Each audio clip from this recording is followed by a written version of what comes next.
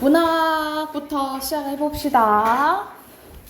문학책 50쪽이에요, 50쪽. 자, 50쪽에 보면은 여기서는 고전시가의 주제에는 보통 어떤 것들이 나오는지, 그리고 우리 고전시가 중에서 우리 앞에서 시조는 배웠었고, 우리가 종류가 고전시가에서도 막 종류가 많거든요. 그 중에서도 고려가에 대한 이제 내용 나와요. 자, 먼저 고전시가에는 어떤 주제가 많이 나오는지 한번 봐볼게. 첫 번째, 자연에서 막 즐기는 모습이 많이 나옵니다. 그래서 첫 번째, 자연의 삶에 대해서 나오고, 자, 자연의 삶에 대해서 이제 나오는데요. 자연에서 지내는 즐거움이나 자연의 가치에 대해서 얘기를 합니다. 그래서 자신의 처지에 만족하며 소박한 삶을 추구하기 때문에 안분지조, 안빈낙도의 태도가 드러나는 경우가 많아요. 여러분, 자연에 대해서 얘기가 나오잖아? 그러면 이 사자성어 두 가지를 이제 기억을 해야 되는데, 자, 먼저 안분지조 뭐냐면 여기 안자가 편안한 안자예요. 근데 여기서 보면 분은 우리 분수에 맞게 산다 할 때 분수 있잖아요.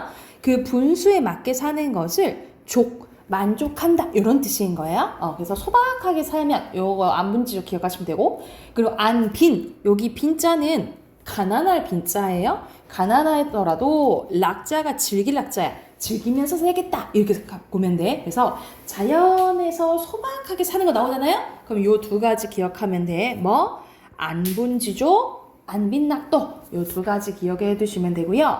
그리고 두 번째, 대상에 대한 그리움에 대해서 얘기하는 경우도 있습니다. 그래서 고향이나 가족, 사랑하는 사람 등 떨어져 있는 대상에 대한 그림을 노래하는데 보통 사랑하는 임에 대해서 이제 얘기한다라고 보시면 되고요. 그리고 임금과 나라에 대한 마음도 드러나요.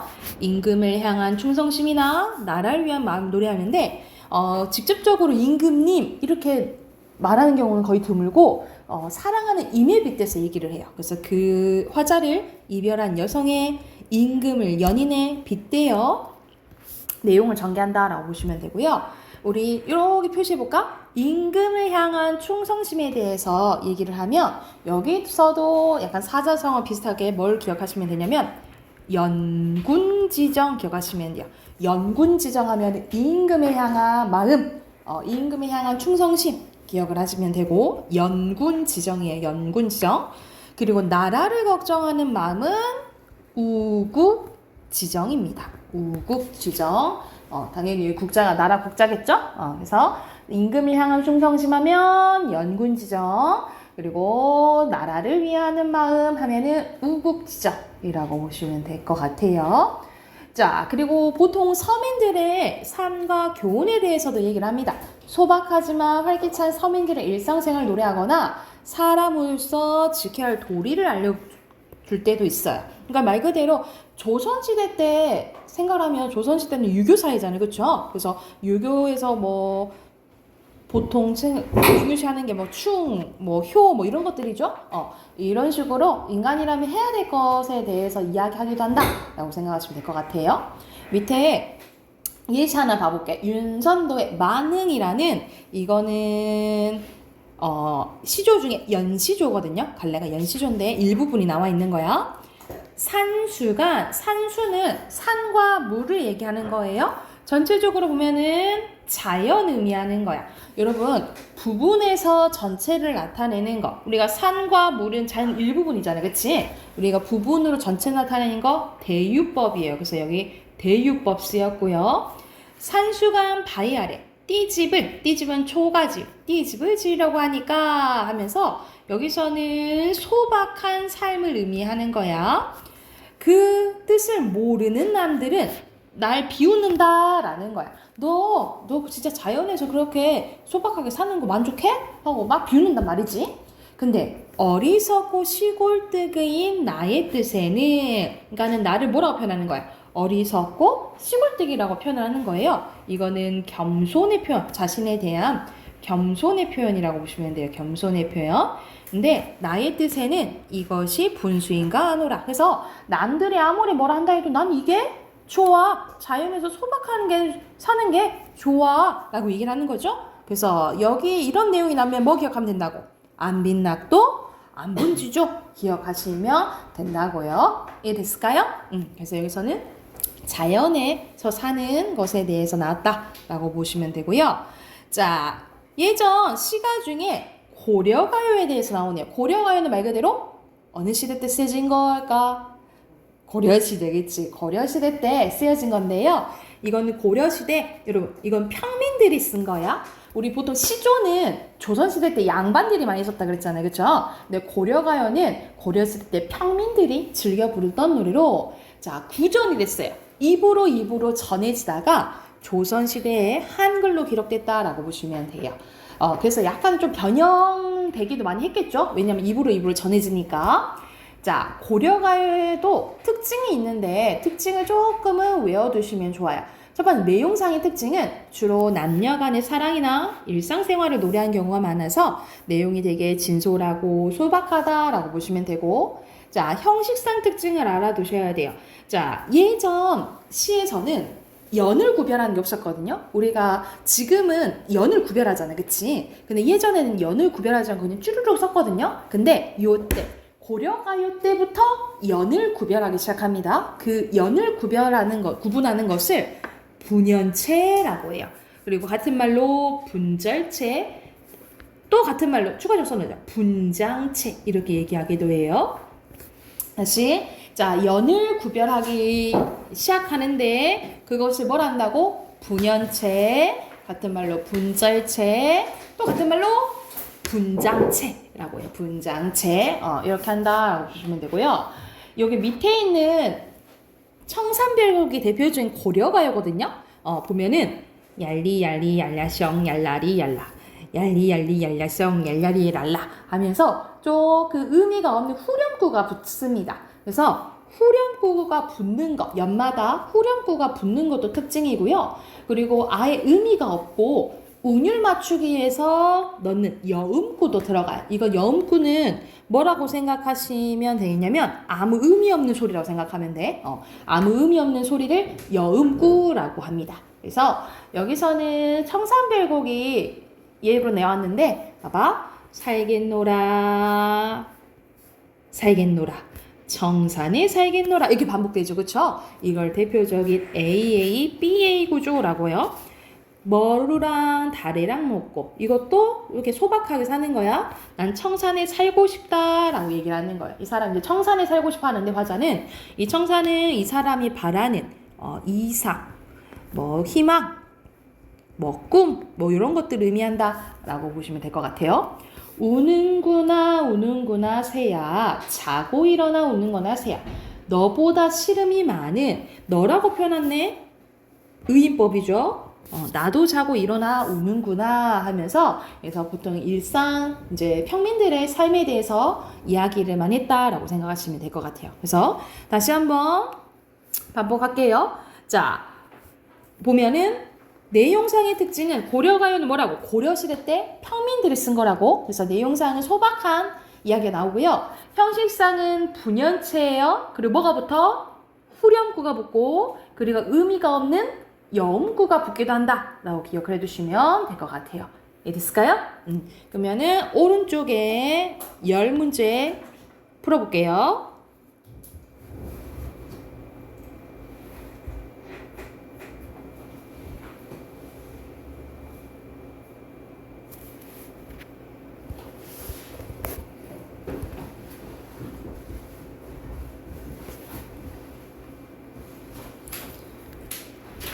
자, 1번 봐보자. 1번은 정철의 3인곡이라고 나왔는데 이거의 갈래는 뭐냐면 여러분 이제 나중에 배울 건데 우리가 조선시대 때 자주 쓰인 게 시조라 했잖아요. 그쵸? 근데 시조가 엄청 길어진 게 있거든요. 엄청 길어진 것을 이걸 가사라고 해요. 그래서 이건 이제 가사 일부분인데 보면은 뭐라 하냐면 마지막에 저 매화를 꺾어서 임에 계신 데로 보내고 싶대. 임이 그립나봐. 근데 사실 이 임은 임금을 얘기하는 거예요. 근데 임이 너를 보고 어떻다 여기실까 하면서 매화를 보고 어떻다고 여기실까? 내 마음을 알까? 이 내용인 거야. 그러면 누구에 대한 그리움이야? 너가 아니고 임에 대한 그리움. 그리고 이 임금을 향한 충성심이에요. 그리고 밑에 보면은 동동이라고 나와 있는데 아으 동동다리 아으 동동다리 이렇게 후렴구가 붙지. 아, 이 후렴구가 붙으니까 이거는 고려가요구나 하고 힌트를 얻을 수 있는 거야. 그래서 연 나눠줬으니까 분연체 그리고 후렴구죠. 그리고 오른쪽 보면은 오륜가가 나왔는데 이거는 봐봐 세 줄짜리잖아, 그치? 이건 대표적인 연시조야. 시조긴 시조인데 연시조야. 그래서 아버님 날 낳으시고 어머님 날 기르시니 부모님 아니 계시면 내 몸이 없다. 이 덕을 갚으려면 하늘같이 끝이 없다. 그래서 효도하려는 자식의 마음 맞고요. 여기서 여기 날 말하는 거지, 그치? 이거는 여음구는 의미 없는 거라 했잖아, 그치? 근데 여기서 나를 우리 의미가 있어요. X의 여음구 아니야. 그리고 밑에는 어휘 순서대로 의도적, 애원, 거만, 그리고 망정입니다. 앞으로 가서 44쪽 갈게요. 44쪽 보면은 가시리라고 나와 있어요.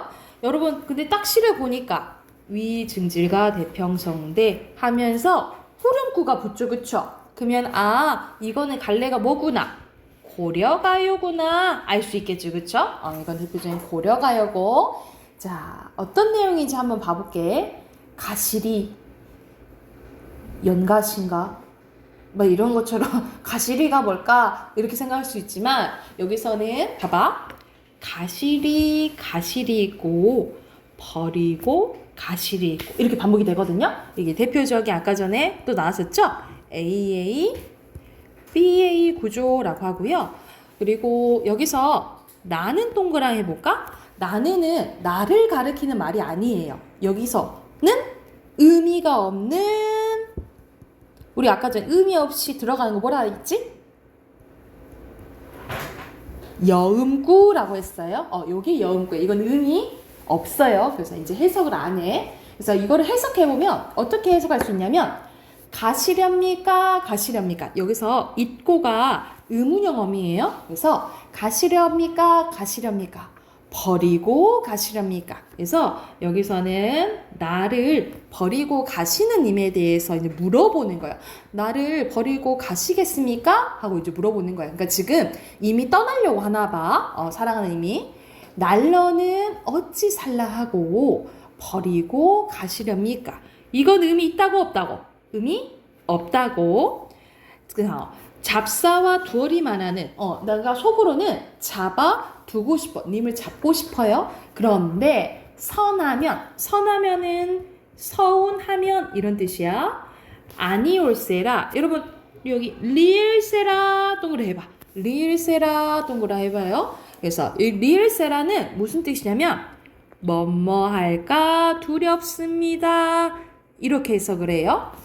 그래서 다시 한번 해석해보면 잡아 두고 싶지만 님이 서운해서 아니올까봐 두렵습니다. 그러니까 잡아 못 잡는다 이 말이야. 이해됐어요? 그래서 여기서는 되게 소극적이고 수동적인 약간 여성이 말하는 것 같죠?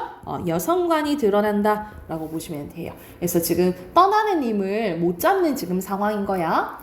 셔로님 보내옵나니. 여기서 나는도 의미 없는 여음구겠죠, 그쵸? 셔론님, 여러분 여기 셔론 밑줄 보내주시고 여기서 서로는 서럽다, 서러운 이렇게 해석을 하거든요. 서럽다 이런 뜻인데 이거는 두 가지로 해석을 할 수 있어요. 서러워하는 주체가 나냐, 님이냐에 따라서 달리 해석되는데 첫 번째 만약 서러운 게 나야.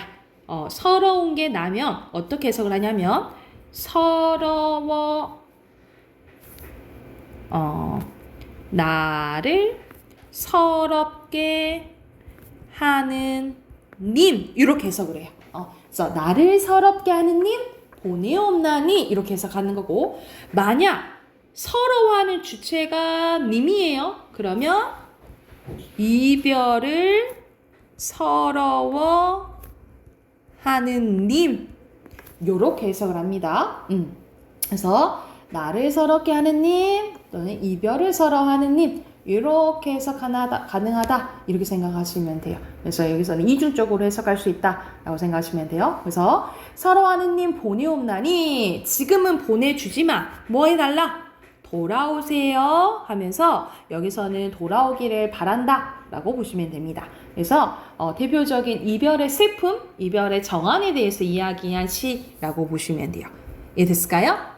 자, 핑크 채워보자. 화자는 날러는 어찌 살라고 하고 나라고 나오죠. 나. 중심 대상은 님. 그리고 상황은 화자는 사랑하는 님을 떠나보내고 있습니다.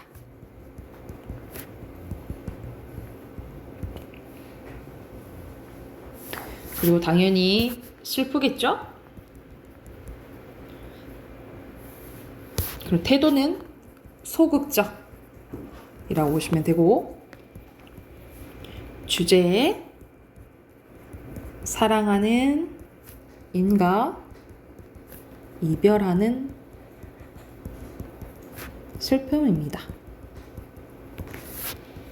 사랑하는 인과 이별하는 슬픔이에요. 주제 썼으면 뒤로 넘겨서 세 문제 푸시면 되겠죠.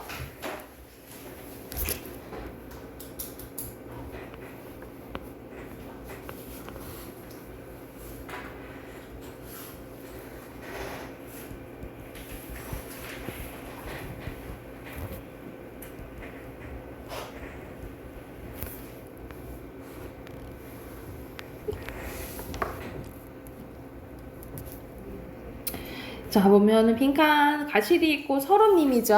2번에 알맞지 않은 것은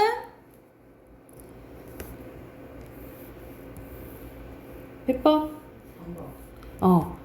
떠나 보내를 의지 아니죠, 그쵸? 막 잡아두고 싶다 했잖아요, 그치? 3번에 알맞은 것은 2번, 그치? 가시렵니까? 물어봤잖아요, 그치? 2번입니다. 자, 두 번째 거 봐볼게요. 두 번째 거는 되게 짧죠? 짧은 여기서는 첫 번째 줄을 초장이라 부르고 두 번째 줄을 중장이라 부르고 세 번째를 종장이라고 부르는 대표적인 시조고요.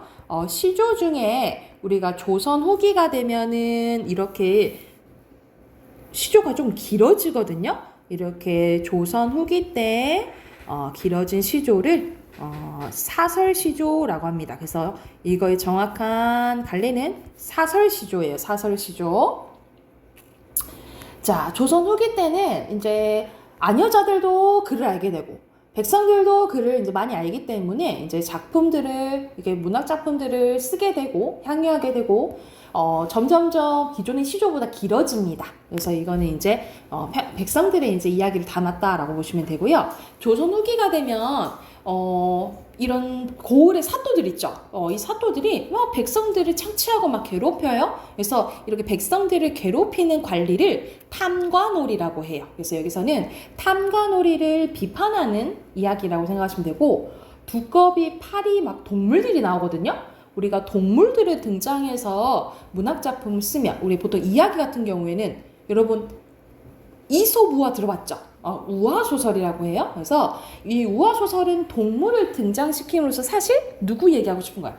인간들, 사람들 얘기를 하는 거예요. 그래서 그렇게 동물들에게 등장시키면 우의적이다라고 보시면 돼요. 돌려서 이제 얘기를 하는 거야. 그래서 특징이 우의적. 우의적은 이제 빗대서 이렇게 돌려서 얘기하는 거라고 기억을 해두시면 될 것 같아요. 자, 먼저 초장 봐볼게. 첫 번째 장은 초장 하는데 두꺼비입니다. 여기서 두꺼비는 결과적으로 말하면 부정적인 존재예요. 두꺼비는 파리를 물고 파리를 괴롭히는 거야. 그래서 파리를 물고. 그래서 두꺼비는 탐관오리를 의미한다면 파리는 힘이 없는 백성을 의미한다라고 보시면 돼요. 두꺼비 파리를 물고 두어미에 여기서 이제 언더백이 아무래도 이제 그 백성들 를 착취해서 얻은 것들을 이 두어미에 비유했다라고 보시면 돼요. 두어미에 치달아 앉아.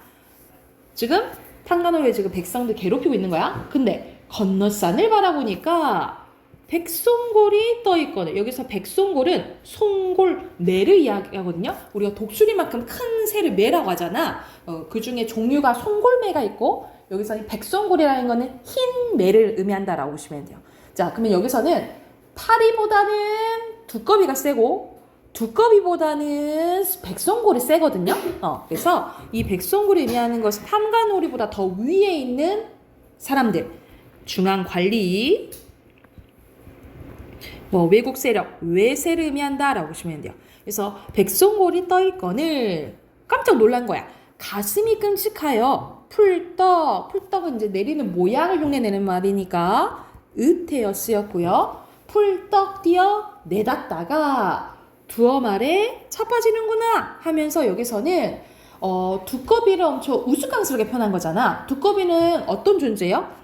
약한 사람한테는 강하고 강한 자한테는 약한 모습을 보이죠. 그쵸? 그래서 여기서 강약약강의 모습을 우스꽝스럽게 표현한 거야. 우리가 이렇게 우스꽝스럽게 표현한 것을 희화화라고 하거든요. 이렇게 희화화했다라는 것은 사실 두꺼비를 뭐 하고 싶은 거야? 비판하고 싶은 거잖아. 그치? 우리가 비판받을 대상을 우스꽝스럽게 표현하잖아요. 그 표현 방법을 뭐라 하냐면 풍자라고 해요. 그래서 여기서 전체적으로 표현 방법은 뭐다? 풍자다라고 생각하시면 돼요. 다시 한번 풍자는 뭐라 생각하면 되냐면 웃음 플러스 비판이야. 우스꽝스럽게 표현해서 비판하면 풍자라고 생각하시면 돼요. 자, 마지막은 누가 얘기하냐면 두꺼비가 얘기하는 거예요. 그래서 화자가 두꺼비로 변해요. 화자가 두꺼비예요. 그래서 뭐라 하냐면 두꺼비가 마침 재빨린 나였길 망정이지. 내가 엄청 재빨려서 망정이지. 하마터면 다쳐서 어혈질 뻔, 늘 뻔했네 하면서 우리가 가다가 만약 엎어지면 아픈 것도 아픈 거지만 창피하잖아, 그치? 그래서 일어나서 너 괜찮아? 그러면 괜찮아, 아무렇지도 않아 하면서 이런 거는 허세 부리는 거잖아요, 그쵸? 그래서 이렇게 여기서는 두꺼비의 허세가 드러나는 거고 관련된 사자성어 2개 쓸게요. 내가 재빨라서 안 다쳤다는 거잖아, 그치? 자화자찬, 자기 자랑하는 거고요. 그리고 허세 부리는 것을 허장성세라고 합니다. 그래서 여기서는 이 허장성세를 부리고 백성들을 괴롭히는 말 그대로 강약약강의 모습을 보이는 두꺼비를 비판하는 시조라고 보시면 돼요. 그래서 화자는 초장, 중장에서는 안 나타나요. 근데 마지막 종장에서 화자는 누구라 했어? 두꺼비로 나와 있죠. 그쵸? 그리고 중심 대상은 두꺼비. 자, 그 상황은요. 파리를 괴롭히던 두꺼비가 백송골을 보고 놀라 자빠졌다가 자신이 재빨라서 다치지 않았다고 허세를 부리고 있고요. 자빠졌다가 자신이 재빨라서 다치지 않았다고 허세를 부리는 거고 정섬의 태도는 전체적으로 그 두꺼비에 대한 비판적인 태도가 드러나 있다라고 보시면 돼요. 주제에 탐관오리의 횡포는 막 이렇게 괴롭히는 걸 얘기한다라고 생각하시면 돼요. 횡포와 허세에 대한 비판입니다. 탐관오리의 횡포와 허세에 대한 비판 쓰시고 오른쪽에 네 문제 있죠? 네 문제 쭉 또 문제 풀어보세요.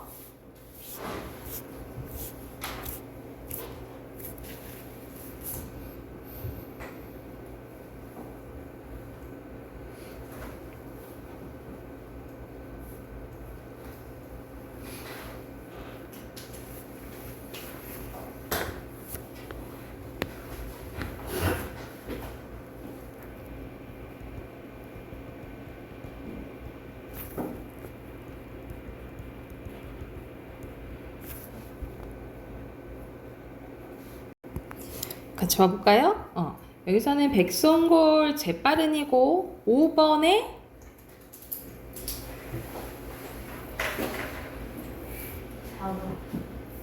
4번이고요. 6번에 알맞지 않은 것은 얘는 반성해야 안 해요? 반성?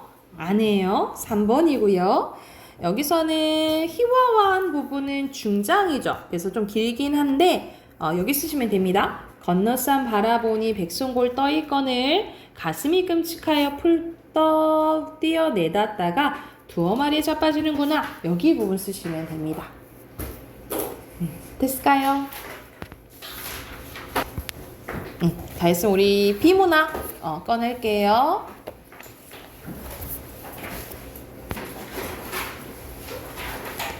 오늘 6대2 할 차례입니다.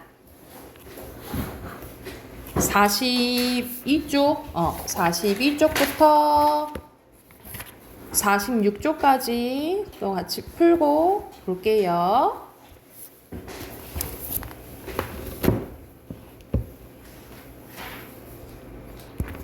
자, 같이 한번 봐볼게요. 42쪽 봐봅시다. 여기서는 유명한 정조에 대해서 나오네요. 자, 조선시대 왕들 중에서 긍정적으로 평가받고 있는 왕 중 한 사람이 정조입니다. 정조는 듣기에 이제 얼굴도 엄청 잘생겼다 해요. 왕 중에서. 그래서 정조는 조선의 제22대 왕으로 정치적으로는 대통합을 꿈꾸고 사회적으로는 개혁을 이루려고 했습니다. 그 과정에서 왕실 도서관이자 정책을 연구하는 기관은 규장각을 세우고 가문에 상관없이 능력 있는 인재를 적극적으로 등용했대요. 그래서 요즘에도 정조가 긍정적으로 평가받고 있는 이유는 무엇일까? 의문 제기했네. 그 이유들이 나오겠죠. 핵심어 정조고요. 자, 정조는 무예도보 통치를 발간해서 국력을 키우고 왕권을 강화하여 나라를 안정시키고자 했습니다. 무예도보 통치는 조선의 모든 무예를 국가적 차원에서 모아 정리한 것으로 총 4권으로 구성되어 있는데요. 특히 기존의 무예서들의 이론을 주로 설명한 것에 비해 무예도보 통치는 무예 동작 하나하나 글과 그림으로 상세하게 설명해 놨대. 또한 조선의 전통 무예뿐만 아니라 중국과 일본 등 당대 동아시아의 무예들 중 받아들일 만한 것도 기록되어 있대요. 그 결과 무예도보 통치는 그 가치를 인정받아 유네스코 세계기록유산에 등재됐대요. 그래서 여기서는 무예도보 통치에 대한 내용이고요. 핵심어도 요거예요. 또한 이어지는 내용입니다. 정조는 백성들을 무척 사랑을 했대. 이걸 또 어떻게 할 수 있냐면 조선시대에는 왕이 가마를 타고 행차할 때 백성들이 왕의 가마를 바라보지 못하고 바닥에 엎드려야 했는데 하지만 정조는 백성들을 배려하여 백성들이 자신의 가마 행차를 볼 수 있도록 했고요. 게다가 수원에 화성을 쌓을 때 작업에 참여한 백성들에게 임금을 후하게 주라고 명령했대요. 왕의 명령에 따른 노동이 의무로 여겨지던 당대에는 보기 드문 파격적인 대우였대. 그리고 궁궐 밖에서 정조가 직접 주최하는 잔치가 있을 때는 인근에 사는 노인들을 초청하여 술과 음식을 배불리 먹을 수 있도록 해줬대요.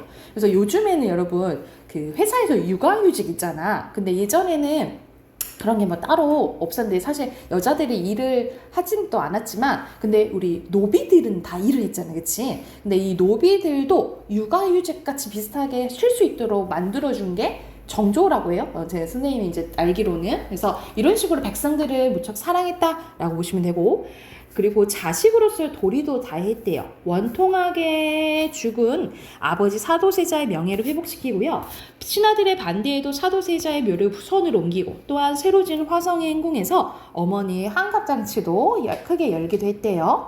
이런 식으로 여러 이야기를 종합하면 정조는 국가와 백성을 지극히 생각하고 자식으로서 도리를 다한 왕이라고 평가할 수 있다.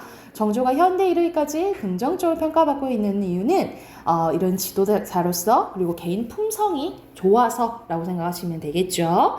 여기서는 중심 문장 첫 번째 문장으로 볼게요. 핵심어 정조고요. 1번에 정조, 2번에 1번이죠. 3번에 규장각, 그리고 4번에 알맞지 않은 거. 여기서는 오히려 이 무예도보 통치가 그림 있고 막 그랬다 했잖아, 그치? 1번이죠. 이론 위주가 아니고. 그리고 5번에 적절한 것은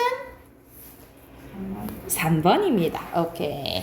자, 두 번째 것도 이어서 볼게요. 여기서는 콘서트홀에 대해서 나오네요.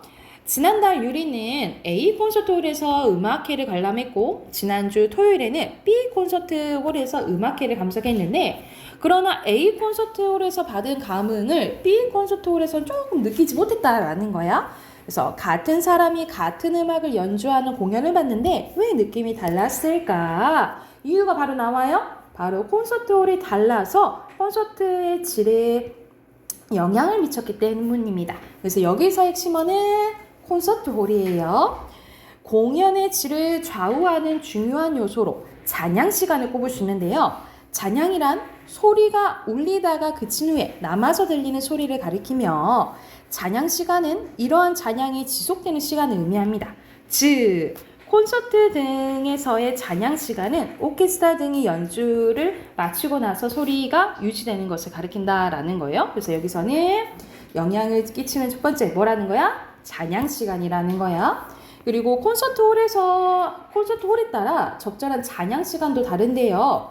오케스트라가 주로 공연하는 오케스트라 전용 콘서트홀은 잔향 시간이 1.6에서 2.2초로 다소 길게 되고요.